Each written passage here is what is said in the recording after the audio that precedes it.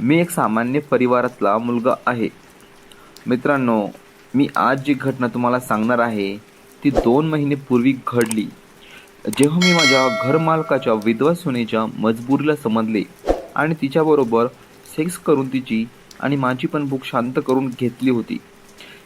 ती तिच्या गोऱ्या कामुक आणि सुंदर शरीराने त्या वयाची वाटत नव्हती, ज्या वयाची ती आहे.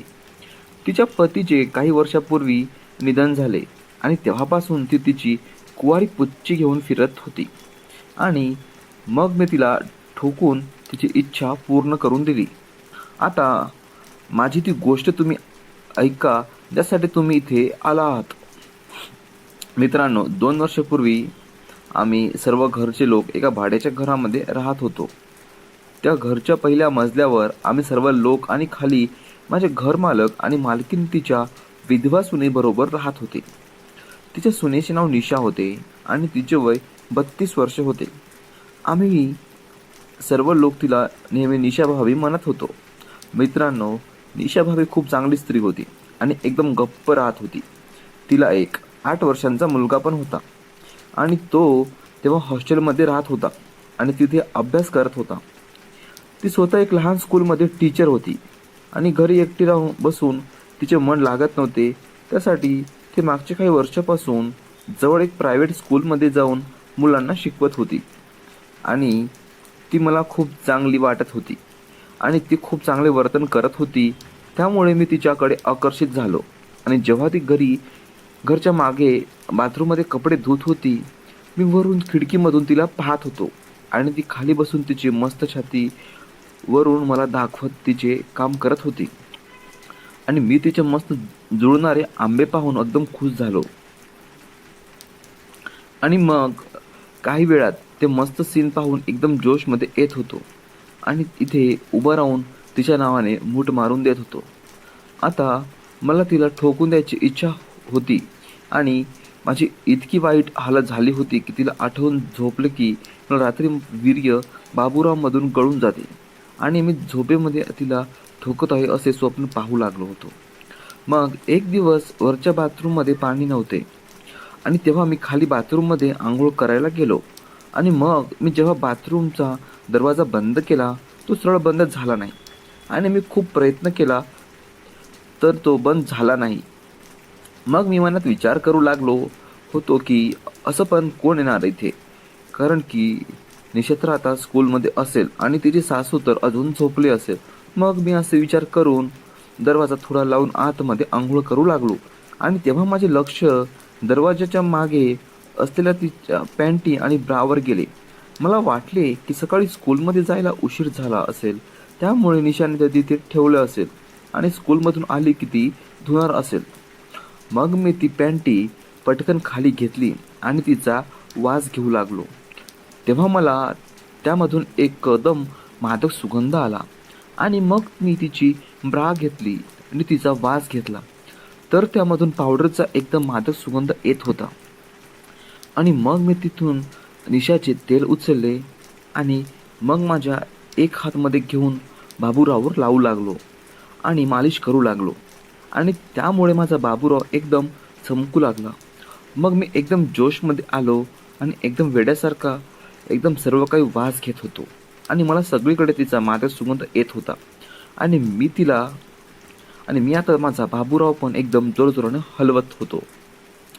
मग मी बाथरूमच्या भिंतीवर पाणी टाकून माझा बाबूराव भिंतीवर घासू लागलो आणि असे इमॅजिन करत होतो की निशाची डांग आहे ती.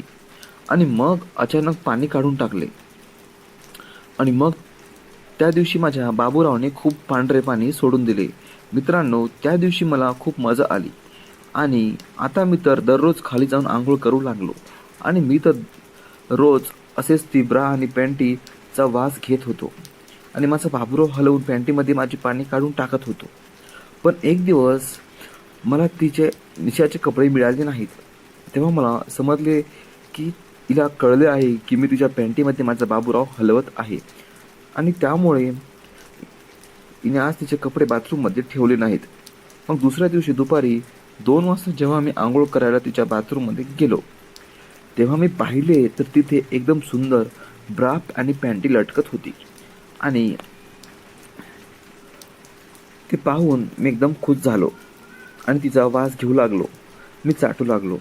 मग मी भाभीला आठवून एकदम जोरजोराने माझा हलवत होतो आणि बरोबर तिची पॅन्टी पण हातामध्ये घेऊन वास घेत होतो. मग माझा बाबूराव मी पॅन्टीमध्ये टाकला आणि हलवत होतो आणि तेव्हा अचानक कोणीतरी येऊन बाथरूमचा दरवाजा उघडला. पण मी तर माझे डोळे एकदम बंद करून मूठ मारत होतो आणि माझा बाबूराव एकदम कडक आणि लाल झाला होता. मग मी अचानक माझे डोळे उघडले आणि पाहिले की समोर निशा उभी होती. मी एकदम विसरून गेलो की आज शनिवार आहे आणि ती स्कूलमधून लवकर येते. आता तिला असे माझ्यासमोर पाहून माझी तर एकदम फाटून गेली. मग तिने मला असे करताना पाहिले आणि ती माझ्याकडे एकदम रागाने पाहू लागली आणि मग तिने तिची पॅन्टी एकदम झटका देऊन माझ्याकडून ओढून घेतली आणि मला एकदम रागाने पाहून ती निघून गेली. मग मी तर आता खूप घाबरलो आणि मग मी बाथरूममधून बाहेर आलो आणि मग पटकन वर माझ्या रूममध्ये गेलो. मग मी विचार करत होतो की माझ्या आईकडे गेली आणि सर्व सांगितले तर काय होणार, पण तिने तसे काही केले नाही आणि मी तर पूर्ण दिवस एकदम घाबरत घाबरत काढला आणि गच्चीवर इकडे तिकडे फिरत होतो आणि विचार करू लागलो की जर ती आली तर मी तिच्या पाया पडून तिची माफी मागून घेईल. आणि मग संध्याकाळी 5:30 वाजता मला खालून एक मुलगा बोलवायला आला होता. निशाच्या ट्युशनमधला शिकत होता. मग मला तो म्हणाला की मॅडम बोलवत आहे. मग मी खाली आलो आणि विचार करत होतो की आता मी तिचे पाय पकडून माफी मागून घेईल. मग काही वेळाने मी खाली जाऊन पाहिले तर तिथे तेव्हा कोणीच नव्हते, कारण की निशाची सासू सत्संग करायला घरापासून दुसरीकडे गेली होती आणि ट्युशनमध्ये असलेल्या मुलांची तिने सुट्टी करून टाकली. आणि मग मी हिंमत करून निशाच्या रूममध्ये गेलो तर मी पाहिले की निशाने गुलाबी रंगाची नाईट गाऊन घातला आणि ते पाहिले की वाटत होते की तिच्या लग्नाच्या वेळेचा होता. मग ती एक टेबलवर बसून काहीतरी लिहित होती आणि मग मी तिच्या मागे उभा होतो आणि मग मग मला तिने न पाहता म्हणले की जवळ ये. मी खूप चकित झालो आणि गुपचूप तिच्या जवळ गेलो. मग तिने मला म्हणले की तू इथे बसून घे. मग मी तिथे गुपचूप बसलो आणि मी पाहिले की ती काहीतरी लिहित होती आणि मग तिने मला न पाहता म्हणले निशा. निशा म्हणाली तू इतके दिवस झाले माझ्या कपड्याबरोबर काय करत होतास? मी निशाजी प्लीज मला माफ करून द्या. हे सर्व माझ्याकडून चुकून झाले. परत मी असे काही करणार नाही आणि तुम्हाला कधी माझी तक्रार येणार नाही. प्लीज तुम्ही मला एक वेळा माफ करून द्या. ती म्हणाली मी तुला हे सर्व नाही विचारत आहे. मी फक्त असं विचारत आहे की तू माझ्या पॅन्टीबरोबर काय करत होतास. मित्रांनो, तिच्या तोंडून पॅन्टी असा शब्द ऐकून मला खूप विचित्र वाटले आणि मी आता थोडा फ्री झालो. मग मी तिच्या जवळजवळचे स्वप्न पाहू लागलो आणि आता मला थोडी हिंमत आली. निशा म्हणाली मी काय तुझ्या आईला सर्व सांगून टाकू की आजकाल तू कसे काम करू लागला? मी म्हणालो प्लीज तुम्ही माझ्या घरच्या लोकांना काही सांगू नका. प्लीज तुम्ही तुमचे तोंड एकदम बंद ठेवा, नाहीतर माझी एकदम वाट लागून जाईल. मग ती माझे ऐकून थोडी हसली आणि मग तोंड हसली आणि मग मला म्हणाली तू जर माझे तोंड बंद करायला सांगत असेल तर कोणी थांबवले आहे, त्यामध्ये माझ्याबरोबर तुझा पण फायदा आहे. मी म्हणालो मला तुम्ही काय म्हणता हे काही समजले नाही. निशा म्हणाली हो, तुम्हाला माझे तोंड बंद करायचे आहे तर करून द्या, मी पण तयार आहे. मी म्हणालो हो हो, तुम्ही म्हणत असाल तर मी ते करतो, पण मी ते कसं करू? निशा म्हणाली वेड्या, तुझा बाबूराव 6 इंच आहे आणि तू मुलीचे तोंड बंद करता ते मी तुला सांगू. चल आता तू माझ्या ओठावर तुझे ओठ ठेवून माझे तोंड बंद करून टाक. मित्रांनो, मी तर तिचे बोलणे ऐकून एकदम वेड्या झालो आणि मग मी काही वेळ घाबरून तिच्या जवळ जाऊ लागलो. पण ती एकदम पटकन माझ्या जवळ आली आणि मला चिकटून गेली आणि माझ्या पूर्ण अंगावरती एकदम सापसारखी पसरली आणि मी ती माझे ओठ चोखत आणि मग तिने माझे ओठ 10 मिनिटं चोखले आणि मग एक एक करून चोखत होती. मग कधी वरचा तर कधी खालचा चोखत होती आणि मग ती मला मिठी मारू लागली.